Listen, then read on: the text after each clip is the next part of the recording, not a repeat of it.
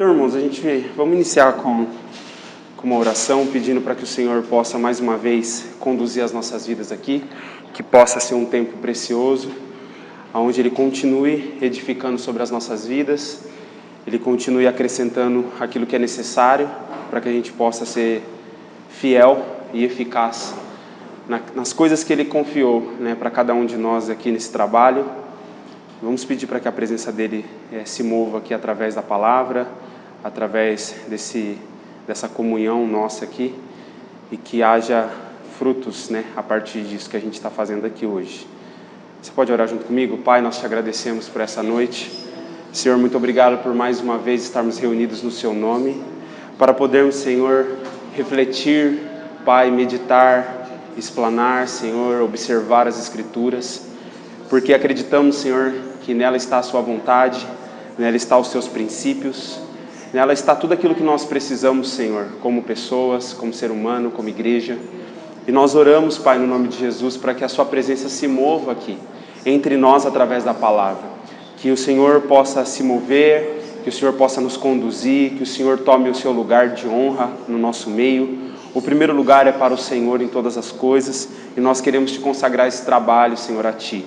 Queremos consagrar esse treinamento, cada encontro que estamos fazendo, para que o Senhor, Pai, trabalhe através da Sua palavra, o Senhor trabalhe através da nossa comunhão, da nossa unidade, no nome de Jesus. Senhor, desvenda os nossos olhos para contemplar as maravilhas da Sua palavra, ilumina o nosso coração, abre o nosso entendimento, abre os nossos ouvidos, para que nós possamos ouvir, para que nós possamos entender, Senhor, e para que possamos praticar, Senhor.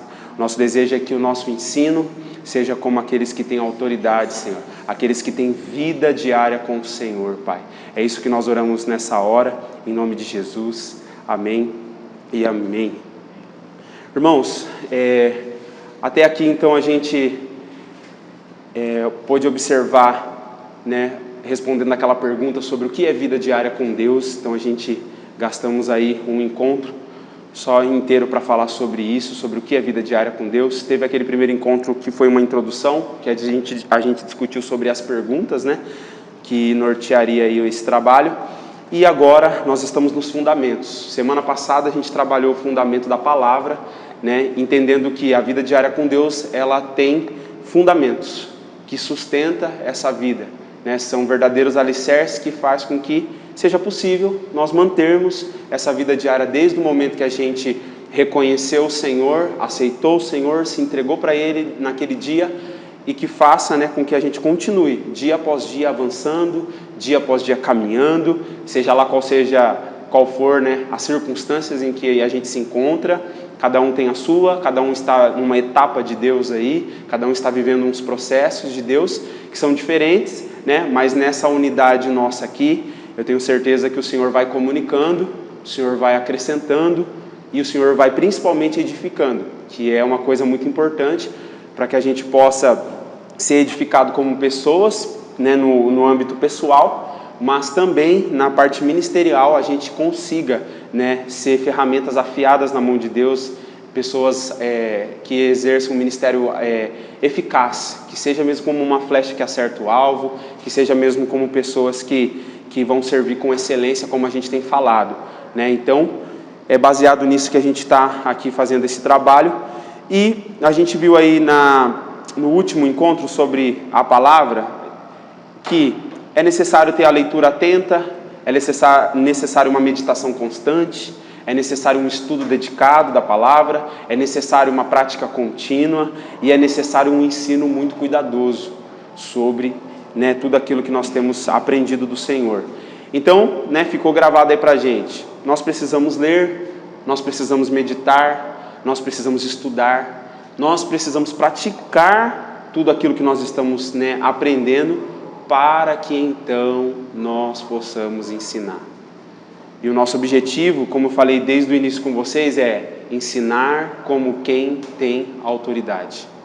E não simplesmente transmitir conhecimento somente, informações, mas ensinar com vida, ensinar pelo Espírito, ensinar com vida. Então, só recapitulando aí o que a gente viu aí no último encontro. Você pega ali para mim o controlinho ali? No último encontro, E aí a gente já parte para aquilo que a gente tem para hoje aí. Dentro dessa questão que a gente colocou sobre a palavra, levantamos aí a questão de ler atentamente, meditar, e aí nós lemos vários textos que confirmava, que mostrava a importância de cada uma dessas coisas. Então hoje novamente nós vamos fazer a mesma coisa, nós vamos trabalhar com o fundamento da oração, então só chegar ali e avançar. Então a gente já passou por tudo isso, um olhar para a origem e a essência da vida com Deus, passamos pelos textos aí, passamos pela vida diária com Deus, aquele resumo, sintetizando todo o assunto, fundamentos que sustentam a vida, então levantamos vários fundamentos, são alguns que eu trouxe aqui, e aí na palavra, o último foi isso aqui, que foi, aprofundamos nos textos, entendemos aquilo que o Senhor estava comunicando sobre a palavra, e hoje nós vamos trabalhar com a oração. Irmãos, mais uma vez eu repito para vocês, entenda esse material como base.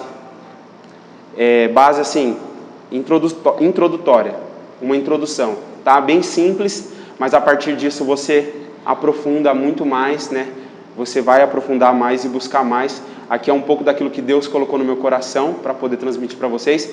E eu acredito que é de uma maneira bem introdutória mesmo. Então vamos lá, irmãos, oração.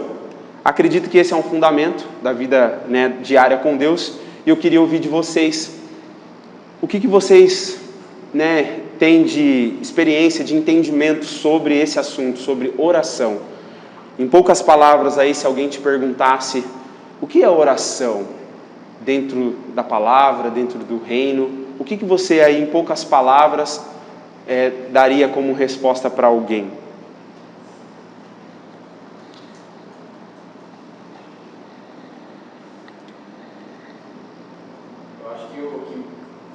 Primeiro vem na nossa mente, e é o que a gente normalmente fala com não cristão, é quando a gente fala com Deus. Essa é a resposta nua e crua. Nós conversamos com Deus. Aí tem um aspecto mais profundo, que é o primeiro passo do relacionamento com Deus. E porque no relacionamento há um diálogo. Esse é o nosso diálogo no relacionamento com Deus. Nosso primeiro passo. E aí a gente tem os próximos passos, tem a forma que Deus se revela e responde a nós, de diversas formas, seguir a palavra dele. Então é o primeiro passo do relacionamento. Você resumiu o encontro aí, Vitor, pelo amor de Deus. E aí, irmãos, o que mais aí sobre oração? Oração é expor a tua vida direta a Jesus. Uma exposição.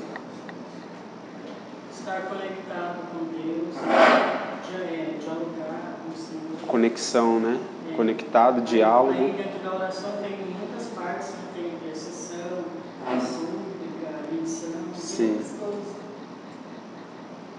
O que mais, gente? Mais alguma coisa? Oração é uma maneira que eu chego ao altar. Que eu chego ao altar. E possamos pedir a Deus aquilo que necessitamos para nós ou para os nossos, ou para interceder em prol de alguém. Legal. Mais alguma coisa? A oração foi uma conquista depois do sacrifício de Jesus, porque depois que rasgou o véu, todo mundo tem acesso, Antes ninguém tinha acesso de orar, de falar com Deus. Existiam pessoas específicas que faziam essa intermediação, Então a oração foi uma coisa muito conquistada na cruz, onde nos colocou direto com Deus, para que ninguém tenha talvez a ousadia de dizer que, eu não tive acesso. Então, quer dizer, todo mundo, a porta se abriu e todo mundo tem a liberdade, a partir de onde você estiver, você pode dobrar seu joelho e falar com Deus, Orar no sentido de falar, E expor-se. E uma conquista muito grande aí na cruz, que talvez as pessoas às vezes não se dão conta. O Senhor Jesus ele não só nos comprou, nos resgatou, mas ele também abriu as portas do acesso. Quando o véu foi rasgado. E aí nós todos temos acesso direto com Deus, sem mediação de ninguém. É uma coisa maravilhosa. Isso é maravilhoso, porque quando nós lemos, principalmente o Antigo Testamento, quando você vai olhar os textos que falam sobre reis, você via aquela questão de como era seletivo, como era difícil alguém acessar a sala do trono. Não era qualquer pessoa, não era de qualquer jeito, você tinha que ser chamado para estar naquele lugar, você tinha que ser digno para estar naquele lugar também, tinha que ter autorização, né? Se alguém ousasse entrar ali de uma forma que não foi, né, chamado, morreria, pagaria com a vida, tanto que a rainha Esther, quando ela está diante daquela situação, ela vai declarar isso, né? Ela vai falar, olha, eu vou e se eu morrer... Porque ela sabia que ela não tinha aquela, vamos colocar assim, aquela liberdade de chegar simplesmente na hora que ela quisesse e falar com o rei, falar direto com a autoridade maior, o soberano. E nós vemos, né, quando a gente vai lendo a história, principalmente os livros de Samuel, Crônicas, Reis, você percebe claramente isso, o quanto esse lugar, né, do trono, essa sala do conselho de Deus, né, essa sala, vamos colocar, trazendo aí, a sala do conselho do rei, aonde se reuniam os nobres, as maiores autoridades do reino, os conselheiros, os profetas, enfim, você vê que não era qualquer pessoa, né, que se apresentava. E aí quando a gente traz para esse contexto da nova aliança, como o Ney fez a colocação, se abre um novo e vivo caminho, completamente assim, uma coisa assim fora do que todo mundo, né, tinha como experiência diária ali, no que se diz respeito a você fazer tudo isso que vocês falaram, falar com Deus, se conectar a Deus, expor a minha vida a Deus. Eu tinha que ir até alguém que fizesse isso por mim, né? E eu tinha que ter alguém, né? E aí os sacerdotes, né? Eles cumpriam com essa. O sacerdote é justamente isso, alguém que está entre duas partes, né? Ele está no meio. O sacerdote ele está entre os homens e Deus. E ele é o que faz a intermediação, a intersecção entre céus e terra. Tem alguém que está no meio. Quem? O sacerdote. Quem? O sacerdócio. É o que une realidades que são distintas e que estão separadas.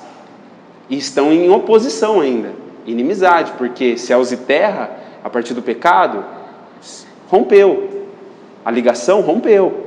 E você tem Deus, né, com todos os seus atributos de justiça, de santidade, não podendo se relacionar de uma qualquer maneira com o pecador, né, com a injustiça, mas ao mesmo tempo desejando muito fazer isso. E a maneira que ele encontra, nós sabemos que desde o princípio é Jesus fazendo isso de uma forma plena, mas até que Jesus viesse, houve toda uma preparação, houve toda uma sombra, né, daquilo que viria, né, como a palavra fala que as coisas do Antigo Testamento são sombras do Novo. Então toda aquela questão do sacerdócio, toda aquela questão, né, dessa intermediação estava anunciando alguém que viria e faria aquilo por completo.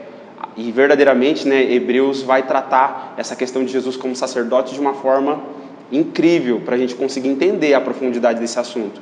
Então, assim, o que o Ney trouxe é muito verdade, se abre um novo e vivo caminho para, agora de uma maneira particular, pessoal, livre, a qualquer momento, em qualquer tempo, você, né, pessoalmente ali, seja lá qual for o lugar, porque aquela mulher, quando ela se encontra com Jesus, ela vai falar assim, aonde que é o lugar da adoração verdadeira? É aqui? É lá? Aonde que é? E Jesus fala assim, a hora vem e já chegou. A hora vem e já chegou. Os verdadeiros adoradores, né, adorarão o Pai em espírito e em verdade através, né, da pessoa dele. Ele estava chegando ali com aquele novo e vivo caminho, sabe, preparando aquele novo e vivo caminho, trazendo, né, ao nosso contato essa questão de poder agora ter um acesso, né, quando o véu se rasga, e tem uma expressão bem legal, que o véu se rasgou e não tem como costurar mais.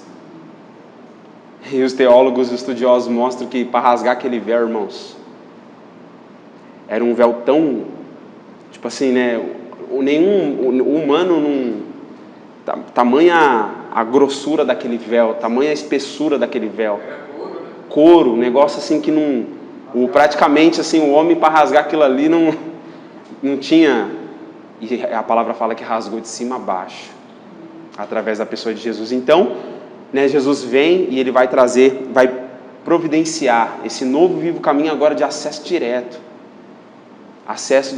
para falar com Deus, dialogar, expor, e aí nós vamos ver tantas outras coisas. Então, quando nós olhamos para a Escritura, nós vamos ver que a oração, ela é essa conversação, ela é esse diálogo aberto, franco, sincero com Deus. É o meio onde céus e terra se unem novamente. É uma maneira de céus e terra se unir. É uma maneira do divino e o humano novamente conectar, sabe? E tudo isso nós vemos pela palavra que, né, o Senhor pensou nisso, o Senhor é quem providenciou isso. E a oração, ela não é só sobre falar com Deus, como o Vitor falou, né, trouxe depois, ela é sobre ouvir também Deus falar. Porque numa conversação, numa conversa, num diálogo, não existe diálogo com uma parte só falando. O diálogo é duas partes se comunicando. Você fala, há um momento de fala sua, mas há um momento que você se cala para ouvir também quem está falando com você. A coisa mais terrível, insuportável na verdade, é quando você tem alguém que você vai conversar e a pessoa não deixa você falar. A pessoa fala. Você fica tentando esperar ela baixar o tom da voz para você entrar. Você, tipo assim, na hora que ela dá uma para ela respirar, você corta para entrar, para você poder falar. E tem pessoa que não deixa. Ainda que você, na hora que ela baixou um pouquinho, você entrou, ela já vem, contorna por cima falando mais alto ainda e não deixa você falar. É insuportável você ficar perto de alguém que só quer falar, né? Que não ouve. Agora, maravilhoso é você poder ter alguém que para te ouvir, que olha nos seus olhos e enquanto você fala, a pessoa está ali assim atenta, sabe? Tipo, ela está te ouvindo mesmo, ela está 100% presente naquele momento ali com você. É muito bom você ter alguém que você olha nos olhos. Eu, por exemplo, quando eu estou falando com alguém, eu gosto que a pessoa olhe no meu olho. A pessoa está fazendo outra coisa, eu já fico tipo assim, eu estou com os alunos lá no dia a dia da escola, né? E é incrível, a molecada parece que tem um negócio. Você começa a explicar uma coisa aqui, um começa a cutucar o outro puxa, dá um tapa na cabeça do outro. E aquilo você está falando, aquilo já te irrita. Eu acho que todo professor, né, fica, né, muito bravo com essa questão. Porque quando você fala, você quer que quem é para te ouvir ouça realmente e te olhe nos olhos, te dê realmente atenção. Quando você não tem isso, fica difícil você ter comunhão, fica difícil você ter relacionamento, né? Então, a oração fala sobre justamente isso, você estar nesse lugar de diálogo, onde você fala, mas também onde você ouve. Irmãos, nós temos um costume muito errado na oração de falar bastante e ouvir pouco. Como é difícil você ficar em silêncio em oração. Assim, você deixa Deus falar com você. Você começa a falar, você vai falando, a gente vai ver aqui, o que Deus colocou no meu coração para trazer para vocês, são manifestações que existem, né, dentro da oração, né? Vamos colocar assim, dentro da oração, as ramificações, as várias manifestações que existem dentro da oração, como a Fátima trouxe aí algumas já, e também o que a oração promove entre nós e Deus. O que gera quando existe a oração? O que promove entre nós e Deus? Então hoje a minha proposta para trazer para vocês é isso. É bem resumido dentro disso. Só que a oração está envolvida nisso. Então fala sobre... Lembra que nós estamos falando de vida diária com Deus? Nós estamos falando de comunhão construtiva, onde você compartilha coisas, você está junto, né? Companheirismo, relacionamento, intimidade. Então não existe a oração quando só uma parte fala. E também, eu pensando aqui agora, existe a parte da nossa ação também. Com certeza. Né? Porque, olhando para a situação de algumas coisas, assim, a gente ora, mas nós também não temos só que orar. Nós temos que fazer por também as coisas, contribui para que aquelas coisas que a gente está orando aconteçam. Né? Sim. Então vem a parte aí da ação. Da Não ação. só orar, mas tem que ter O ação. agir. O agir. Nós podemos entender, a oração fala sobre o falar, o ouvir e o agir. Então são 3 coisas assim bem específicas, e obrigado, Ruth, por trazer essa questão, porque é realmente isso. Há um lugar, há um momento de falar, há uma abertura para se falar, com certeza. Foi Deus que fala, é Deus que deseja. Gente, Deus ama quando os filhos dele vai falar com ele. Deus gosta dessa coisa. Deus ama isso, quando os filhos vão falar. Só que Deus ama também que o filho dê ouvidos. E aqui os pais, né, sabem muito bem disso, né? Coisa maravilhosa é quando seu filho, sua filha te dá ouvidos e considera aquilo que você está falando. E coisa triste, que corta seu coração, é quando você está falando com seu filho, com a sua filha, e não te dá ouvido. E você se sente mal com aquilo, você se sente, sabe, poxa vida, não está considerando aquilo que eu estou falando, está desprezando, está desonrando aquilo que eu estou falando. E, dentro dessa questão aqui do falar, do ouvir, tem o agir, e como o Senhor nos chama para agir. Baseado naquilo que falamos, daquilo que ouvimos, é necessário agir. Então eu vou trazer para vocês aqui algumas manifestações que existem dentro da oração. E nós vamos entender, irmãos, algo muito precioso sobre a oração, o como Deus tem prazer nesse assunto. Porque nós vamos entender uma coisa muito preciosa através dessas manifestações aqui. Por exemplo, a gente vai ler aqui, deixa eu ver, sumi tudo. É isso aqui. Olha só, vamos começar pela adoração. Alguém abre para mim 2 Reis 19:15. Quem pode abrir 2 Reis 19:15? Tiago. Quem pode abrir Jó 1:21? Toninho. Quem abre Atos 16:25? Vitor. Vamos começar então por 2 Reis 19:15?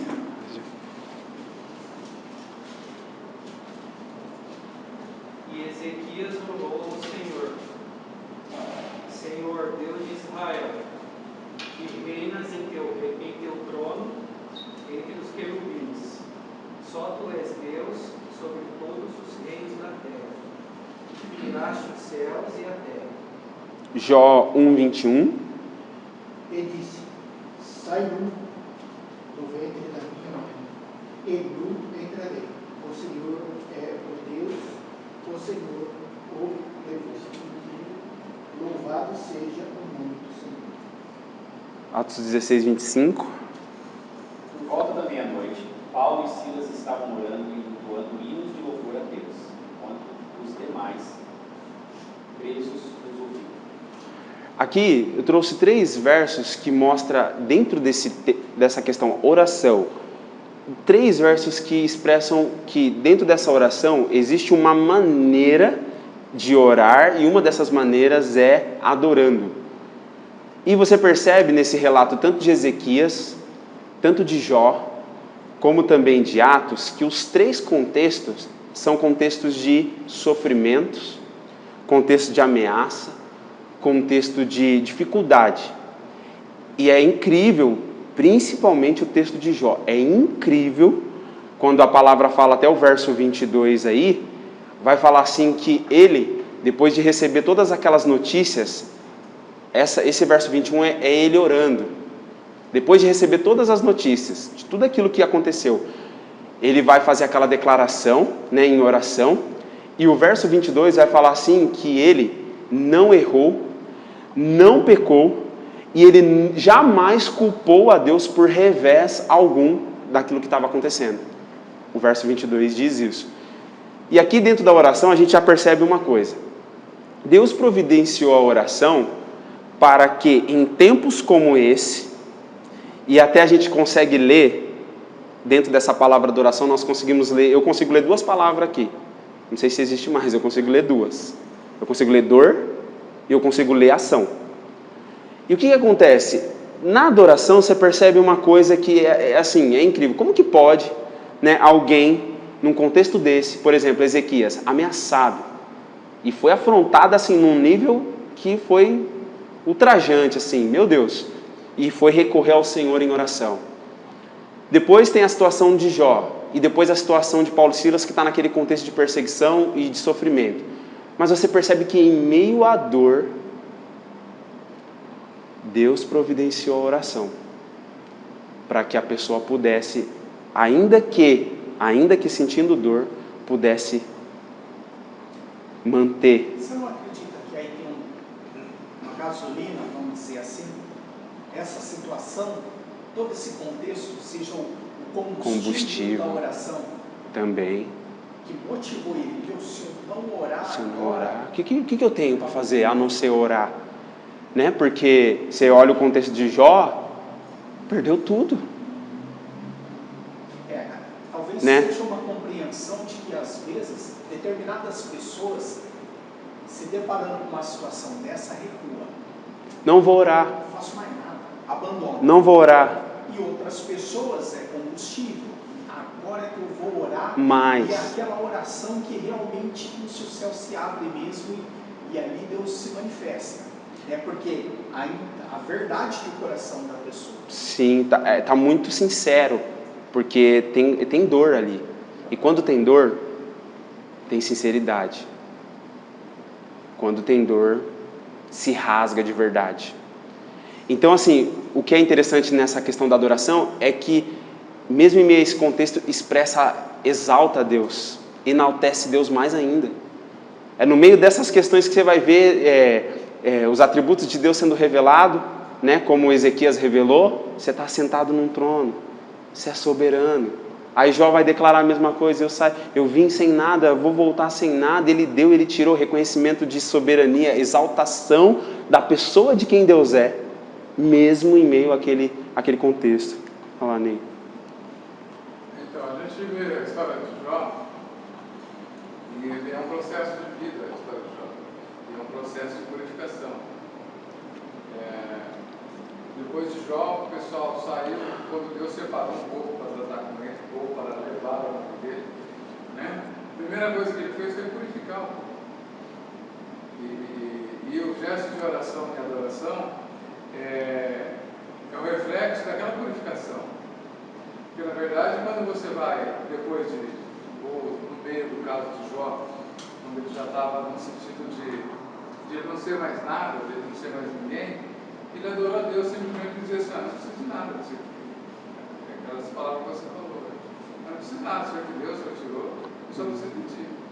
Então é isso. A mesma coisa o povo, depois da passagem de Jó, o povo entra no deserto, tá? Só um povo, outro povo saiu lá na frente. Por conta disso, essa purificação. Jesus, quando chegou também aqui, a primeira coisa que ele foi batizado, ele passou por esse processo de purificação para dizer que ele era um homem. Certo? E o processo foi como um homem. Então esse é o gesto da oração e adoração dentro de um deserto. Isso é o reflexo de uma pessoa purificada, uma pessoa transformada, uma pessoa que realmente ela é de Deus. Porque uma pessoa que não é, ela vai meter no bar e falar: assim não adianta nada, entendeu? Já não tem aquela confiança, aquela perseverança e a confiança de que aquela confiança que Paulo falou assim: ó, se eu morrer, eu luto por ele. Entendeu? Aquele entendimento de que eu não tenho nada aqui. Sim. Eu estou atrás de uma coisa muito maior do que isso aqui. Né?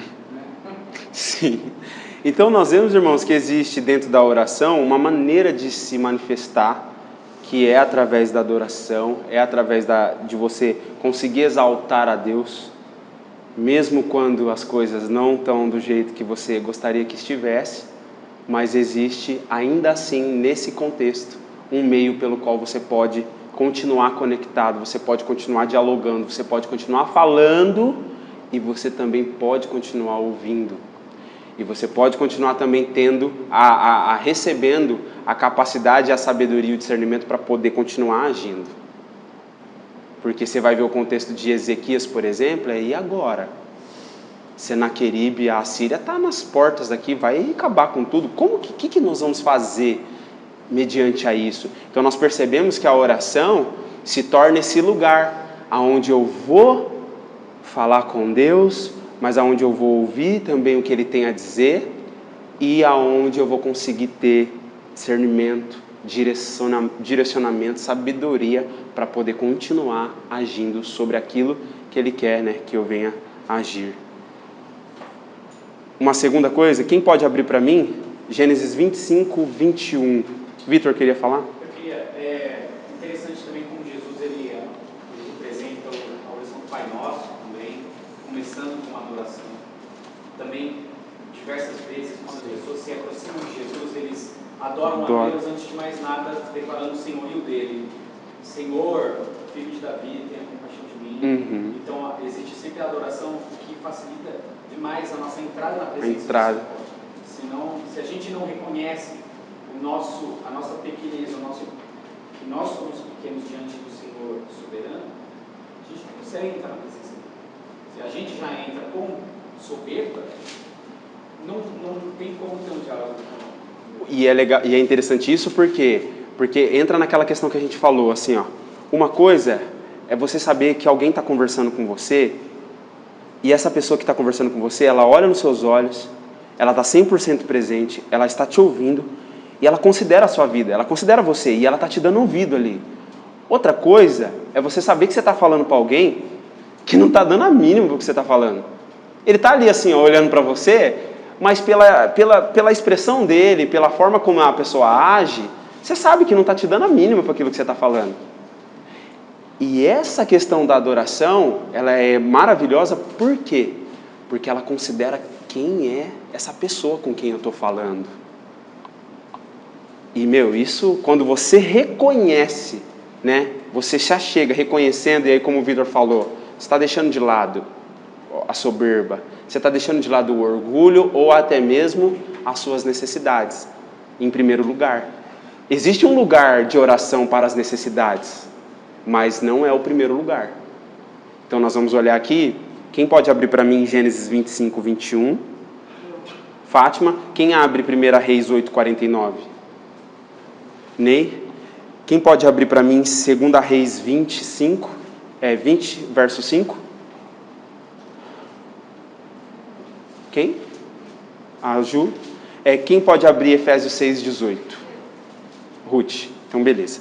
Vamos lá, então, gente. Gênesis 25, 21. Rebeca não podia ter filhos. Por isso, Isaac orou a Deus, o Senhor, em favor dela. 1 Reis 8, 49.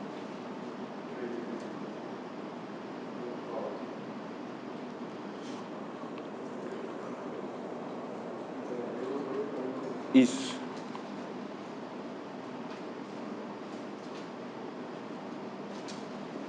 Escuta as orações deles, no teu lar, no teu céu, ouve e dá-lhes a vitória.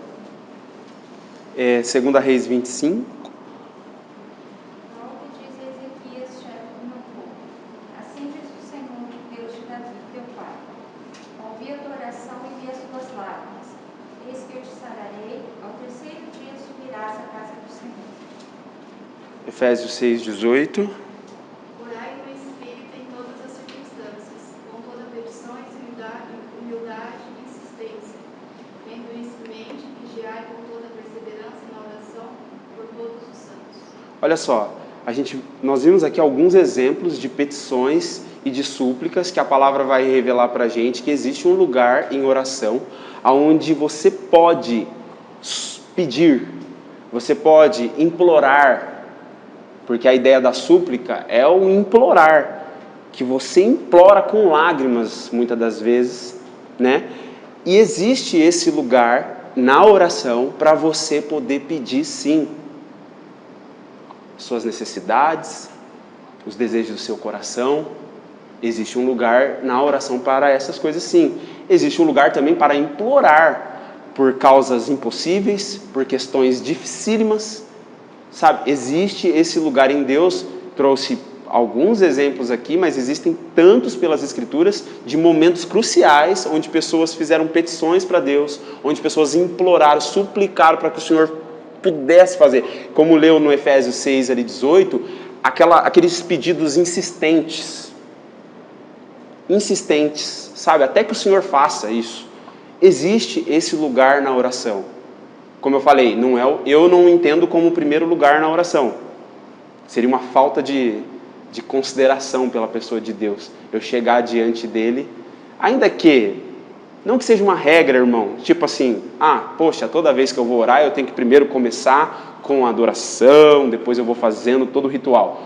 Como o Vitor trouxe a questão do Pai Nosso, nós entendemos que o Senhor deu um referencial. O Senhor deu Ele deu um referencial das coisas que são princípios importantes pelo qual nós devemos orar. Mas Ele não deu um rito de vãs repetições para você seguir ali, porque se você não seguir, poxa, não está sendo eficiente.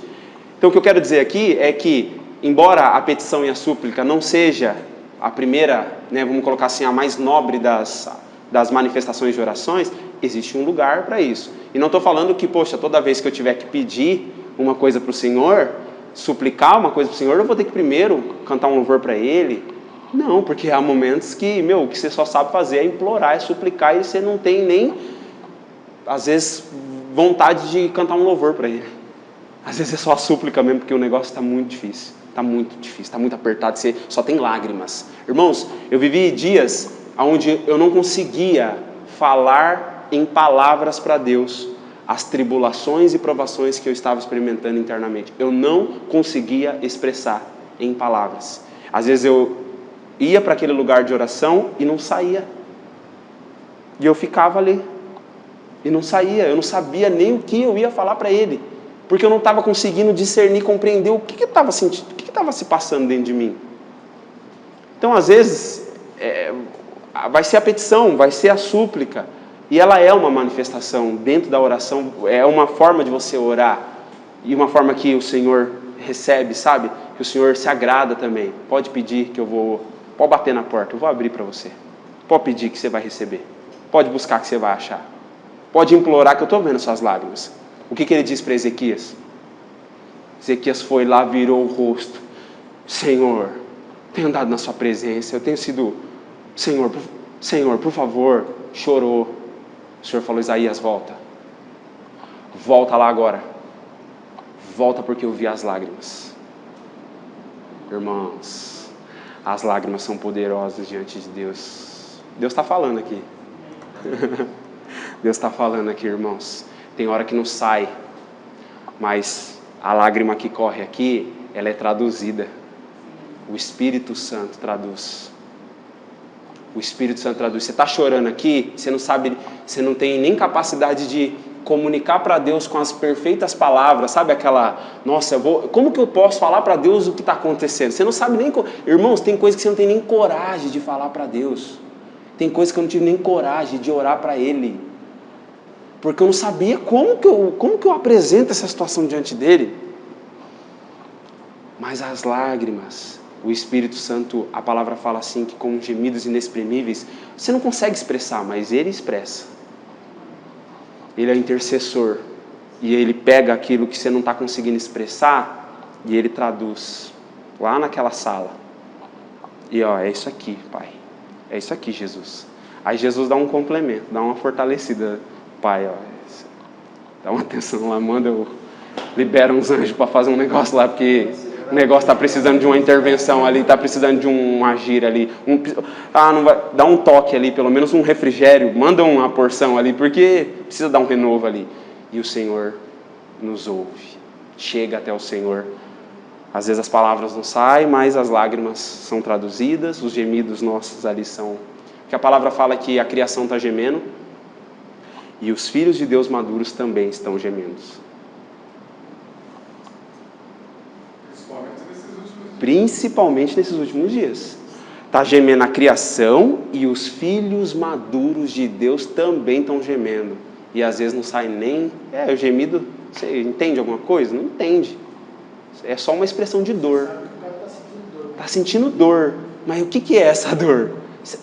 Eu não consigo, muitas vezes, expressar. Mas na hora que você sabe que você tem um amigo, advogado, traduz, comunica numa linguagem que... É por isso que a palavra fala, orem no Espírito. Orem no Espírito. Orem no Espírito, porque ali a intimidade faz você até alcançar discernimento das coisas que você está vivenciando, que você às vezes não entendeu. Então isso é poderoso. Irmãos, ações de graças. Quem pode ler para mim Salmo 90, verso 1? Quem pode ler? Eu posso. A Rosana lê Salmo 91. Quem pode ler Salmo 141, 2? O Lúcio. Zacarias 12, 10.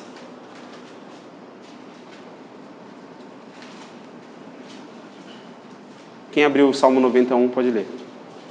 Porque habita no esconderijo do Altíssimo e descansa à sombra do Onipotente. Salmo 90, verso 1. Desculpa. Senhor, tu tens sido nosso refúgio, de geração em geração. Salmo 141, 2. Suba minha oração perante a tua face como incenso, e seja o levantar das minhas mãos como um sacrifício da tarde. Zacarias 12, 10. Naquele dia, espalharei o espírito de bondade e de oração sobre os descendentes de Davi e sobre os outros moradores de Jerusalém. Eles olharão para aquele a quem atravessaram com a lança e chorarão a sua morte, como quem chora a morte do filho único. E ainda não terminou, né? Oi? Chorarão amargamente, como quem chora a morte do filho mais velho.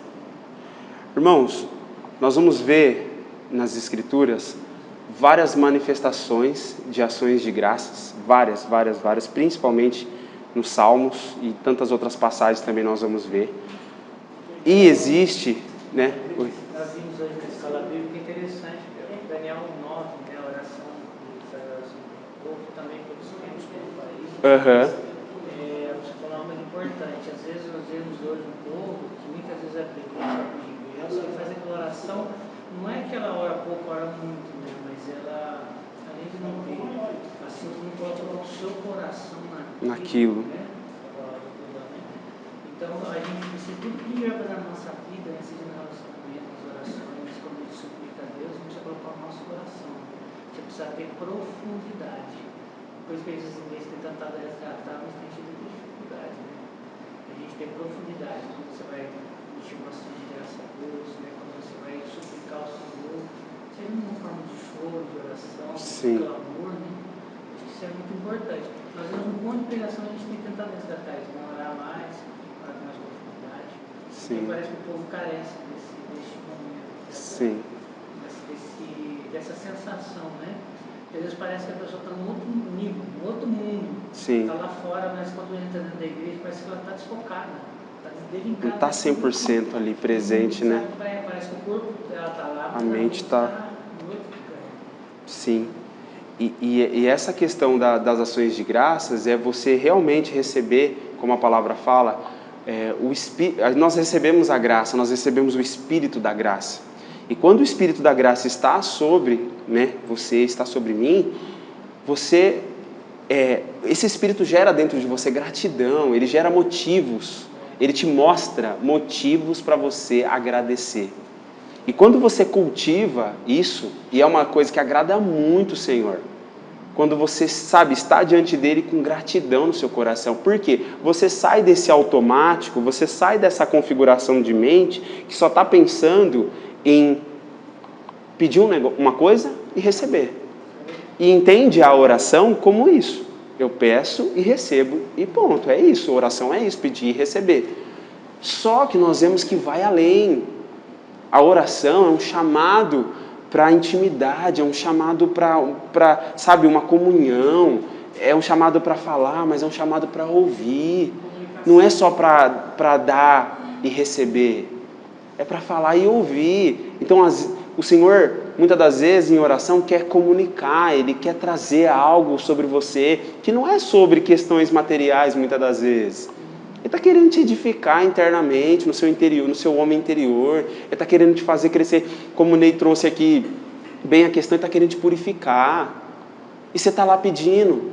Você está lá com a configuração de mente só pensando que você tem que receber aquela... Meu Deus, se Deus não fizer aquilo lá, cara. Se Deus não resolver meu problema lá no trabalho, cara. Se Deus não entrar com uma providência aqui, tudo bem. Existe esse lugar em Deus para fazer essas petições, sim. Deus intervém, irmãos. Deus atende desejo de coração, sim. Deus tem prazer em presentear os seus filhos. Deus faz coisas que...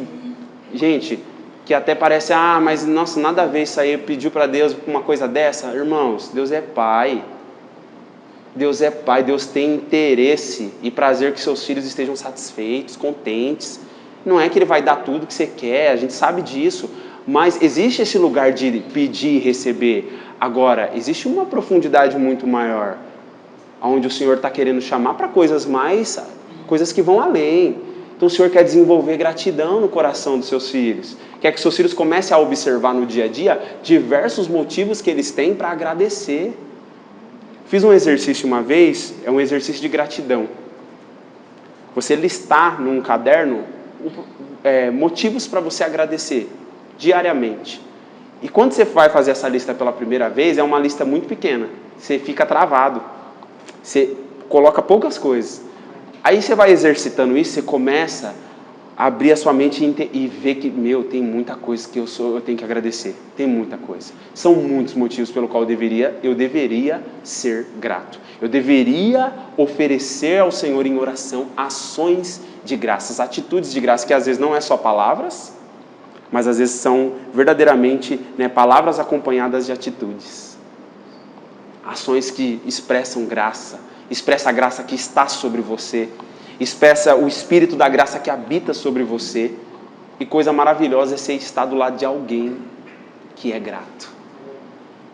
Até quem não é cristão, até quem não não conhece as Escrituras, mas cultiva a gratidão, como essa pessoa, ela atrai sobre a vida dela muitas coisas boas, muitas coisas, muito assim, sabe, realmente, é a lei da atração, é a lei daquilo que você semeia, é verdade, irmãos. Até quem não observa as Escrituras e pratica a gratidão, usufrui dos benefícios.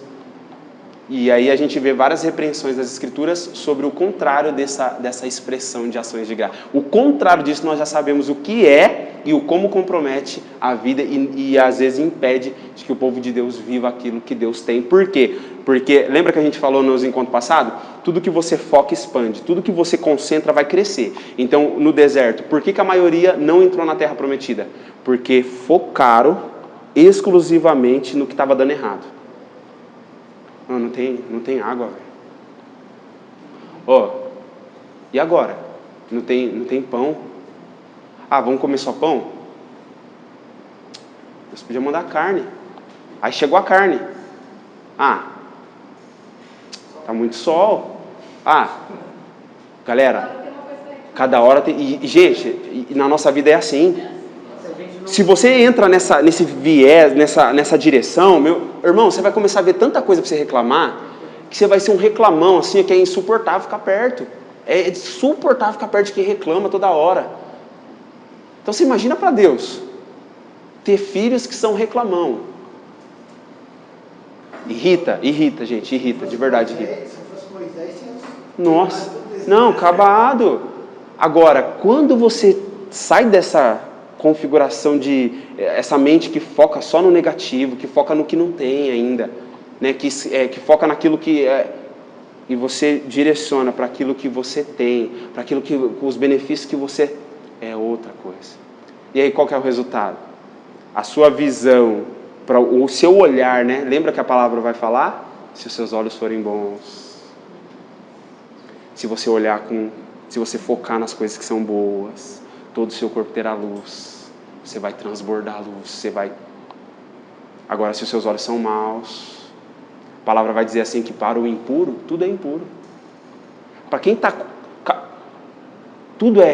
Nada está bom. Nada está bom. Pode até acontecer uma coisa boa. Ela não consegue agradecer, ela não consegue sentir a alegria daquela coisa boa que aconteceu. Porque ela está acostumada, enraizada na cabeça dela que é a reclamação. Não está bom. Podia ter sido melhor, fez, mas daqui a pouco já está de novo focando no negativo. E aí o chamado do Senhor existe um lugar de relacionamento de comunhão e de oração, que é as ações de graças.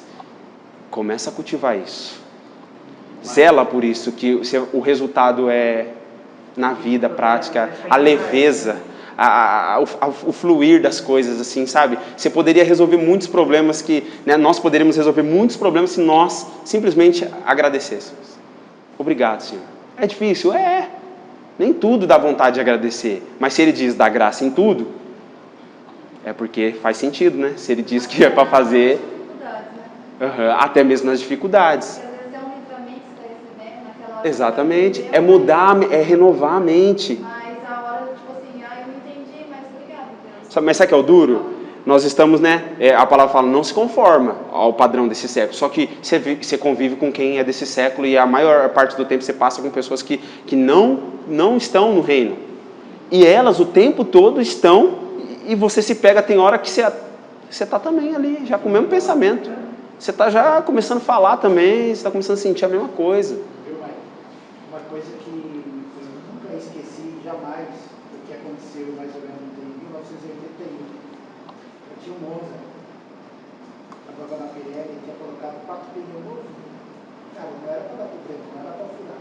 Eu pego a pista para ir para Campinas, que a gente ia sair de férias e tal. E eu ia comprar lençóis, fronha, para levar para o meu pai no interior, que aqui era mais barato. Então. Quando eu entro na pista, o carro fez assim. Uma vez eu olhei para tudo certo e falei, Deus, eu já coloquei 4 pneus novinhos para não acontecer isso. Beleza, troquei e continuei. Quando eu cheguei em frente da Bosch, o Opala Commodoro tinha passado por mim um pouquinho, um gás danado tinha entrado na traseira do ônibus, que o motor veio parar onde estava o motorista. Aí Deus falou no meu coração, eu te livro sem carregar. Daquele dia em diante, nunca mais reclamei de nada. Aconteceu o conserto. E é difícil, gente. A primeira reação é negativa. A primeira que vem na cabeça. Você já... Nossa. Primeira coisa, isso é natural do ser humano. Mas nós somos nova criatura. Interessante, Mike, que tem uma outra passagem, Tessalonicenses, 1 Tessalonicenses 5, que ele fala várias orientações de como manter o fogo do Espírito aceso. E ele dá várias orientações com verbos imperativos, tipo mantenha, caminhar, evitar.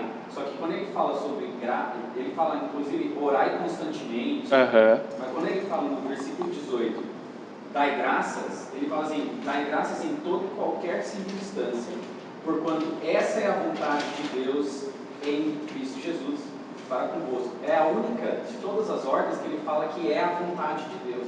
As demais ele não, claro que são também, mas essa ele dá uma ênfase nisso, que é como se fosse a coisa mais importante. Seja grato. Porque é a partir dela que as outras demais coisas vão fluir ou não fluir. Se você já começa do outro lado, meu amigo, já vai dar ruim. Não tem como. Porque a ênfase foi desprezada. O que vai ter na sequência? Você vai começar a atropelar uma... Agora, você respirou. A vontade é de... Agora, a atitude. O que vale é o como respondemos. O sentimento vai ser natural. Não tem como, estamos em carne, o sentimento vai ser natural. Alguém te defraudou, alguém te fez um dano, um prejuízo, a primeira reação é, você vai vir aquela coisa, mas o Espírito Santo está junto conosco para quê? Para justamente nesse momento, que é o momento onde você precisa praticar, ele te traga a memória, como a gente falou aqui, É por isso que esse momento aqui é precioso. Porque você está investindo e honrando a palavra. Na hora que você precisar, lá na prova, lá no dia que for, sabe? O Espírito te lembra daquilo que você leu, daquilo que você meditou, daquilo que você estudou, daquilo que você ensinou. Ele te lembra na hora. E aí você, quantas vezes, Nós íamos falar, ia fazer,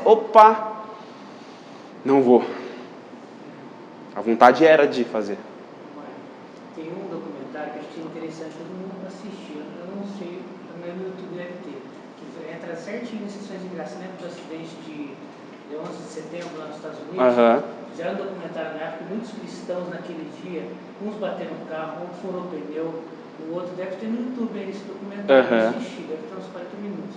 E várias pessoas documentando, falando que naquele dia aconteceu alguma coisa, acordou, o celular não tocou, o despertador não tocou, e as pessoas sendo gratas, né, porque aconteceu várias coisas ruins que eles não estavam no prédio, eles teriam morrido do atentado, né, de setembro. Por que eu penso, por que o Senhor fala pra gente da graça? Porque Ele sabe, ele enxerga além da curva.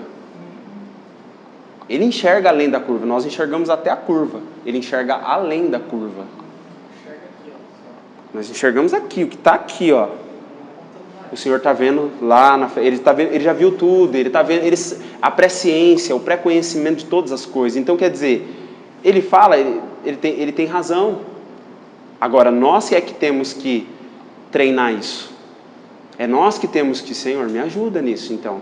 Se o Senhor pede para mim agradecer por todas as coisas que acontecem, então significa que é para mim fazer isso. Agora, a minha tendência não é fazer isso. Então eu preciso que o Senhor me ajude.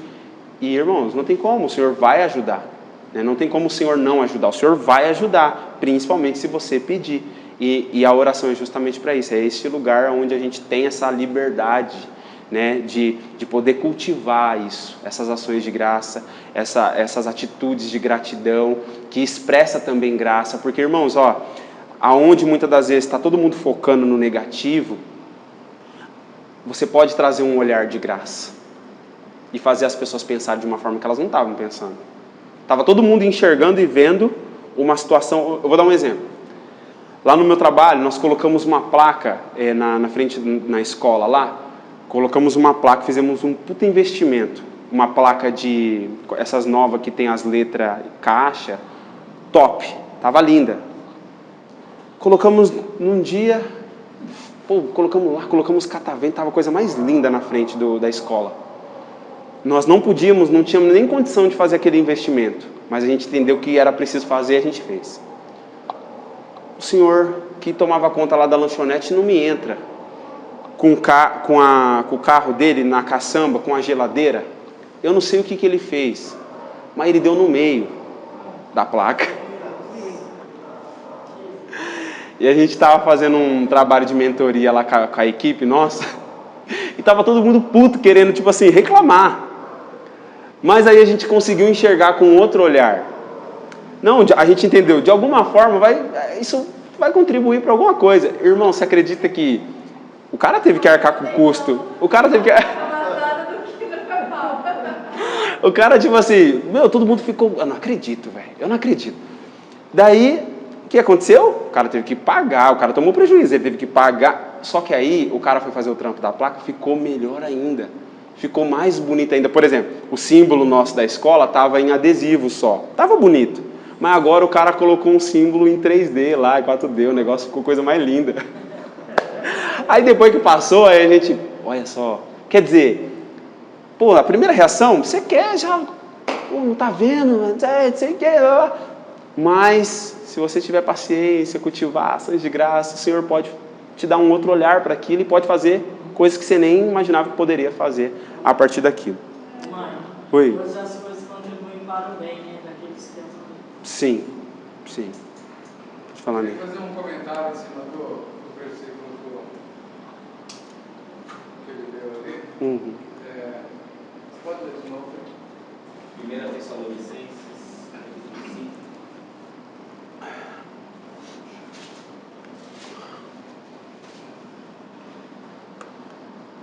O dai graças? Isso. Dai graças em toda e qualquer circunstância, enquanto essa é a vontade de Deus em Cristo Jesus para convosco. Você tinha falado aí de manter a chama acesa, não é isso? De manter a chama acesa. É fundamental lembrar, por exemplo, que quando você vai orar, assim, isso é um tipo antítipo do Velho e Novo Testamento, comparando com o tabernáculo, que é onde os sacerdotes eles entravam e eles colocava o azeite no candelabro, que aquele não podia apagar nunca, aquilo não podia apagar. Hoje nós, como sacerdotes, todos somos sacerdotes, então por isso que o versículo fala que nós temos que manter a chama. Então, a oração, a presença do Espírito Santo, isso é uma coisa fundamental do cristão, que ele tem que manter essa chama acesa. Porque outro fogo não podia acender aquilo lá, tipo, o fogo de Deus. Certo? Outro fogo que entraria ali seria fogo estranho. Então, trazendo isso para o Novo Testamento, nós temos a obrigação de manter a chama acesa. Isso é oração, né? Depois na Apocalipse vai falar que o incenso é a partir da... Então, são as orações dos santos, né? O incenso hoje é a oração, tá? Aí ficou uma pergunta, até com um aluno perguntou assim, quando a gente está orando, o diabo está escutando?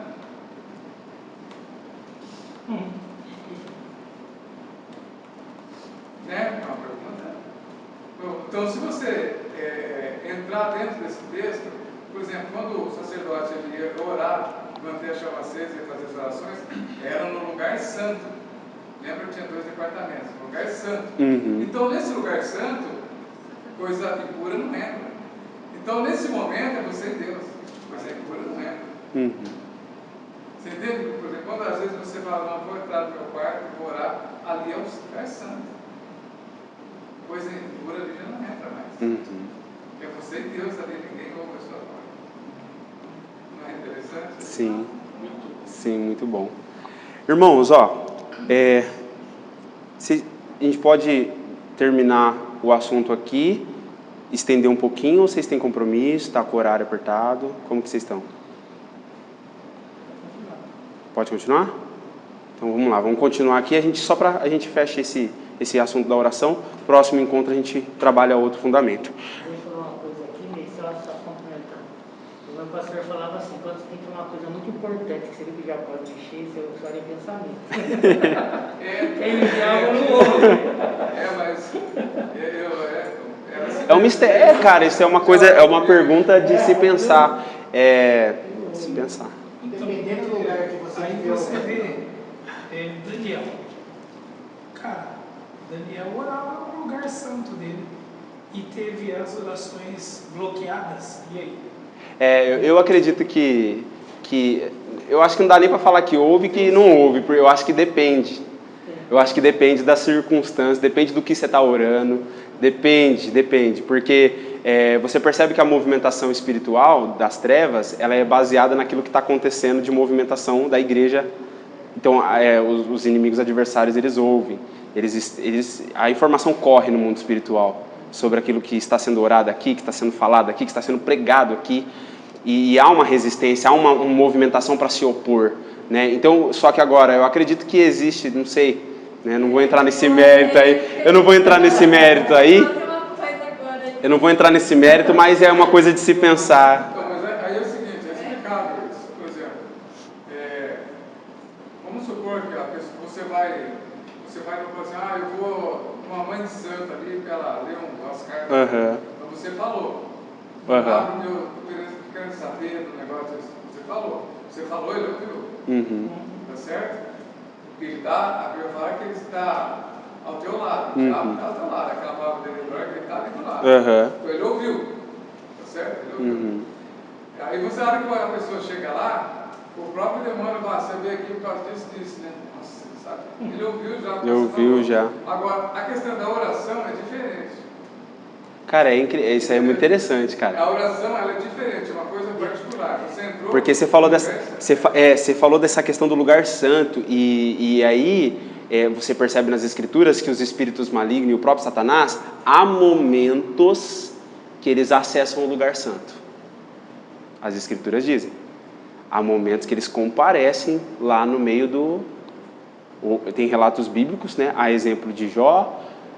Vamos ter outro exemplo de Josué, o sacerdote Josué, quando Satanás se opõe a ele, né, para querer falar que ele não tem, né, e aí o Senhor vai e santifica ele. Existem alguns momentos nas escrituras que você percebe que os espíritos malignos, né, há um lugar ali, até naquela passagem dos reis, quando Tem aquela questão do conselho, até que eu citei para vocês de Acabe junto com Josafá, e aí o Senhor fala assim, no conselho do Senhor, um espírito, no conselho do Senhor, até uma passagem polêmica das Escrituras, né, porque no conselho do Senhor, o Senhor fala assim, quem que vai enganar Acabe? Está falando para a audiência dele. E aí um espírito mentiroso, a palavra fala assim, que um espírito, seria um espírito mentiroso na boca dos profetas, né?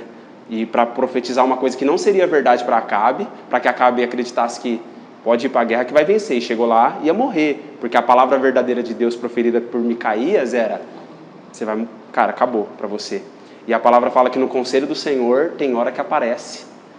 Mas eu achei interessante essa questão, porque se é santo, pode ser que tenha restrições aí que...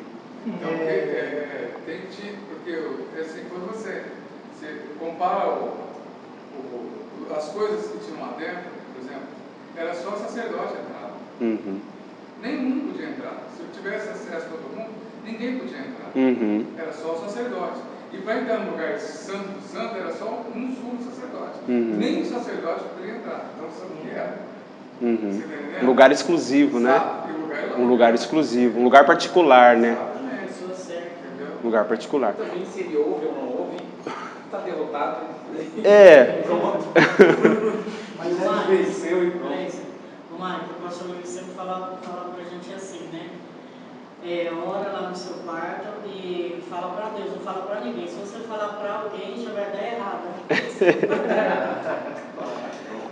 Irmãos, vamos avançar aqui.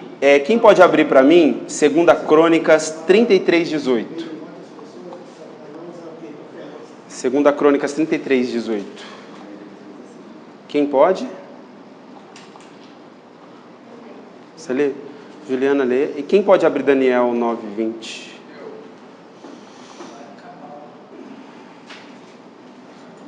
Vai acabar?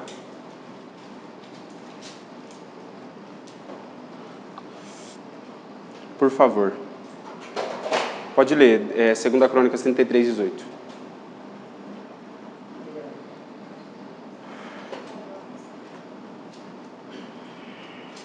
O resto, pois, dos atos de Manassés, esse mesmo, né? E a sua oração ao seu Deus e as palavras dos videntes que lhe falaram em nome do Senhor, Deus de Israel, esses que estão no livro da história dos reis de Israel. Quem é Daniel 9:20? Eu continuarei a orar e a confessar os meus pecados e também os do meu povo, e a fazer ao Senhor, meu Deus, minhas súplicas em favor do seu monte santo. Trouxe 2 exemplos só.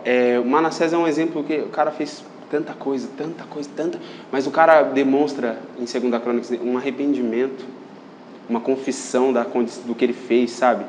É interessante. E Daniel também traz essa questão, né, do como ele se posiciona diante de Deus para confessar os pecados do povo. E embora era alguém, né, íntegro, justo, alguém que andava com Deus, que estava ali, mas se coloca também na condição que eu sou parte também disso. E nós percebemos que na oração existe um lugar também, né, e muito importante de confissão de pecado, né, de confissão para o Senhor. Existe um lugar de rasgar mesmo o coração, de falar para Deus, muitas das vezes coisas que nós não temos coragem e capacidade para falar para outras pessoas.